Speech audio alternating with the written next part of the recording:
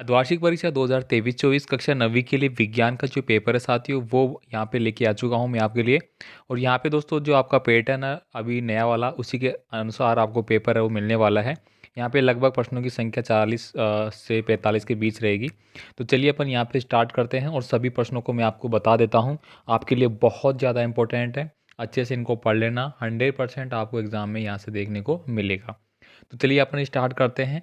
तो आपको पता है कि आपके टोटल पूर्णांक वगैरह समय वगैरह तो आपको नॉर्मल बात है, सारी पता है आपको।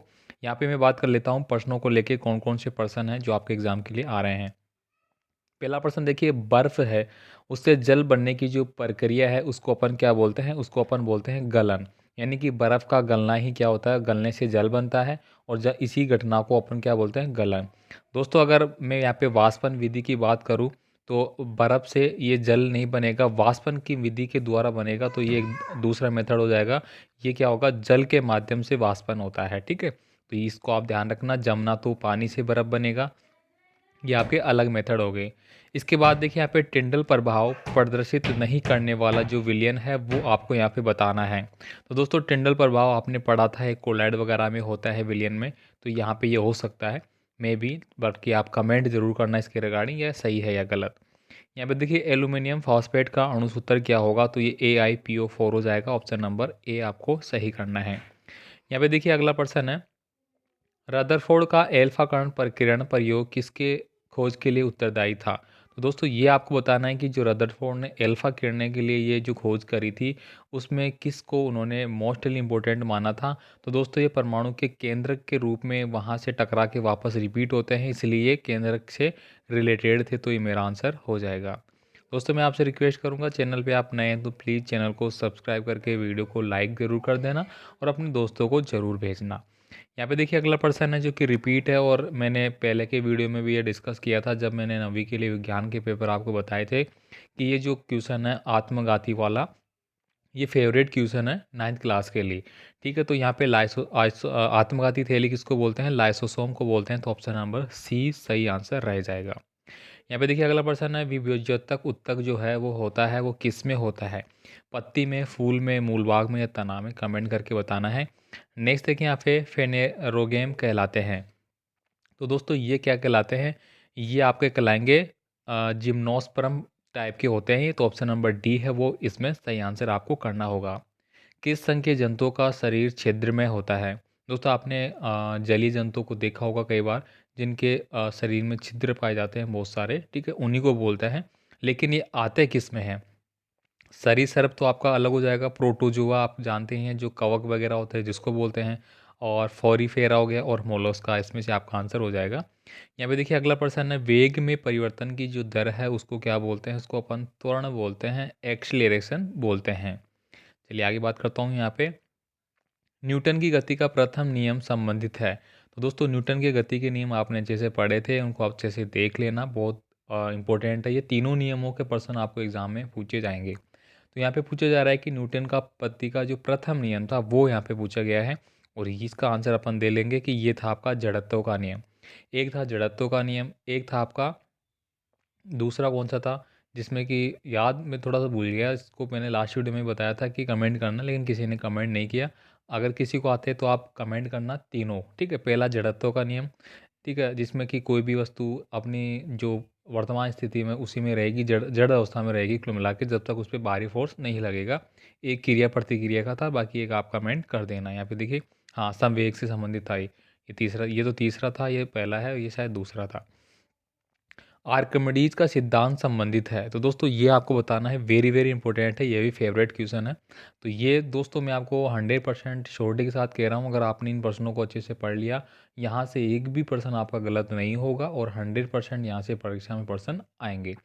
ठीक है, यहाँ पे देखिए अगला है, यदि किसी वस्तु का द्रव्यमान आधा तथा वेग दुगना कर दिया जाए तो वस्तु की गतिज ऊर्जा क्या होगी? तो देखिए वस्तु की गति ऊर्जा क्या होती है? 1/2 km और वी स्क्वायर इस प्रकार से होती है। ये आपको बताया काइनेटिक एनर्जी 1/2 mv², ये तो आपको पता है। अब यहाँ पे पूछा जा रहा है एम क्या हो गया? आपका मास ऑफ, ठीक है, ये वॉल्यूम हो गया। ठीक है, द्रव्यमान को रिप्रेजेंट कर रहा है। तो ये कह रहा है कि इसका द्रव्यमान आधा कर दूँ और वेग है वी, उसको मैं दुगना कर दूँ। वो आपको यहाँ पे बस रखना है, रखते ही आपका आंसर आ जाएगा। अब यहाँ पे देखिए अगला क्वेश्चन है, दाब का जो मात्रक है वो क्या होता है? तो वो क्या होता है? पास्कल होता है। तो यहाँ पे आप क्या भरेंगे? पास्कल। देखिए बल, बल किस प्रकार की राशि है? देखिए 2 राशियाँ होती है आपकी, एक होती है आपकी सदिश राशि और एक होती है आपकी अदिश राशि, ठीक है? ये आप पढ़ लेना भाई। तो बल किस में आएगी? आपकी सदिश में आएगी या अदिश में? कमेंट करना भाई, मैं ज़्यादा से ज़्यादा लोगों से चाहता हूँ कि कमेंट करके बताएँ, ठीक है? यहाँ पे देखिए वेग में परिवर्तन की दर, अभी अभी हमने पढ़ा था, उसको अपन क्या बोलते हैं? त्वरण बोलते हैं, तो यहाँ पे आंसर हो जाएगा। इसके बाद देखिए 16 नंबर का प्रश्न है, मगरमच्छ के हृदय में कक्ष होते हैं। तो दोस्तों मगरमच्छ का जो हृदय है उसमें कितने कक्ष होते हैं? जैसे हमारे में बात करूँ तो 4 कक्ष होते हैं या 2 कक्ष होते हैं, बायालिंग, दायालिंग, ठीक, इस प्रकार से आपने पढ़े होंगे आलिंद वगैरह, ठीक है? तो यहाँ पे आपको मगरमच्छ का बताना है। सभी चपटे जंतु किस में रखे जाते हैं? कौन सी श्रेणी में इसको रखा जाता है? ये आप बताएंगे। तंत्रिका उत्तक किसका बना होता है? तो तंत्रिका कोशिकाओं का बना होता है। पेशियाँ जो होती है वो किसकी बनी होती है? यूकेरियोटिक कोशिका में क्या पाया जाता है? अब यहाँ पे देखिए आपके अति लघुतात्मक प्रश्न आ जाते हैं। आपको पता है कि इस बार आपकी जो परीक्षाएं के पेपर है वो बोर्ड परीक्षाओं के पैटर्न पे बन रहे हैं, तो आप थोड़ा ध्यान रखें और इस हिसाब से पढ़ना। जो पेपर बता रहा हूँ वो आपके लिए बिल्कुल रामबाण होने वाले हैं, आप इनको अच्छे से करना, दोस्तों को ज़रूर सेंड करना। बाकी टेलीग्राम, व्हाट्सअप, इंस्टाग्राम सबके लिंक आपको डिस्क्रिप्शन बॉक्स में दिए गए हैं, आप उनको ज्वाइन कर लेना। और आपका कोई भी कमेंट है तो आप हमें डायरेक्ट व्हाट्सअप, टेलीग्राम, इंस्टाग्राम कर सकते हैं। अब यहाँ पे देखिए 21 नंबर का क्वेश्चन है, द्रव्यमान, आयतन व घनत्व में आपको संबंध बताना है। देखिए द्रव्यमान क्या होता है, आयतन क्या होता है और घनत्व क्या होता है? घनत्व का मतलब क्या हो गया कि वो कितनी जगह घेर रहा है, ठीक है? अपन बोलते हैं ना प्रति व्यक्ति घनत्व बताइए, यानी कि एक, ये मान लीजिए 1 मीटर की जगह है, अब इसमें कोई भी मैंने द्रव डाल दिया तो वो कितना घेर रहा है एरिया, ठीक है? कितनी हाइट पे आ रहा है। अब यहाँ पे देखिए द्रव्यमान, द्रव्यमान क्या होता है कि उसका जिसको अपन बोलते हैं एक प्रकार से अपन, द्रव्यमान क्या हो गया? उसका भार अपन कह सकते हैं इस प्रकार से, ठीक है? आयतन, आयतन की बात हो गई, वॉल्यूम, वॉल्यूम को अपन बोलते हैं, वही आयतन हो गया कि वही कितना जो एरिया है उससे रिलेटेड है वो, ठीक है? अब यहाँ पे देखिए विसरण किसे कहते हैं? क्वथनांक की परिभाषा आपको देना है। क्वथनांक और गलनांक, मेल्टिंग पॉइंट और हीटिंग पॉइंट वगैरह ये इसी में आते हैं। पीतल किन धातुओं का मिश्रण है? तो पीतल किसका है भाई? इसको आप इस प्रकार से याद रखना, पिताजी। अगर आप ये याद रखेंगे तो पी फोर पीतल, ता फोर कैसे हो गया? तांबा, जी फोर क्या हो गया? जिंक। तो पीतल किसका मिश्र धातु है? तांबा प्लस जिंक, ठीक है? आप पिताजी याद कर लेना भाई पीतल के लिए, हमेशा कभी भी नहीं भूलोगे। विलयन की सांद्रता से क्या आशय है? देखिए सांद्रता आपको बतानी है कि विलयन कितना गाढ़ा है, ये इसकी सांद्रता में इंक्लूड किया जाता है। मोल क्या है? एक मोल, आपने पढ़ा था कि आ, किसी भी जो ऑब्जेक्ट मान लीजिए कोई भी पार्टिकुलर, उसमें कितने मोल जो कण है, जिसे आपने पढ़ा था 22 गुणा 0.2 करके 23 माइनस, सॉरी 23 पावर जो होती है, थोड़ा सा याद नहीं आ रहा, ये आप देख लेना भाई। अब यहाँ पे देखिए ये वापस से रिपीट हो गया। यहाँ पे देखिए IUPAC का पूरा नाम है वो आपको बताना है। प्लाज्मा झिल्ली किसकी बनी होती है? Very important. सरल स्थायी उत्तक क्या होता है? गति का द्वितीय नियम आपको बताना है, ठीक है? वही न्यूटन का गति का द्वितीय नियम हो गया ये। अब यहाँ पे देखिए 31 नंबर का प्रश्न है जो कि लघुतात्मक में आपका आ रहा है, वाष्पन की गुप्त ऊष्मा किसे कहते हैं? तत्व व यौगिक में कोई दो अंतर लिखिए। डाल्टन का परमाणु सिद्धांत बताना है आपको, ये आपको याद करना है भाई। सारा पेपर आपको अति महत्वपूर्ण बता रहा हूँ, कहीं नहीं मिलेगा। अधिक द्रव्यमान से क्या आशय है? नॉन कॉर्डेटेड तथा कॉर्डेट जंतुओं में अंतर बताइए। बल तथा संवेग में संबंध बताना है। देखिए बल और संवेग, मान लीजिए कि ये आपका संवेग है, ये आपका बल है या ये बल है, तो इसमें जो ग्राफ बनता है वो बताना है कि कितना बल लगने पर क्या उसका संवेग होगा, ठीक है? गुरुत्वीय त्वरण को आपको परिभाषित करना है।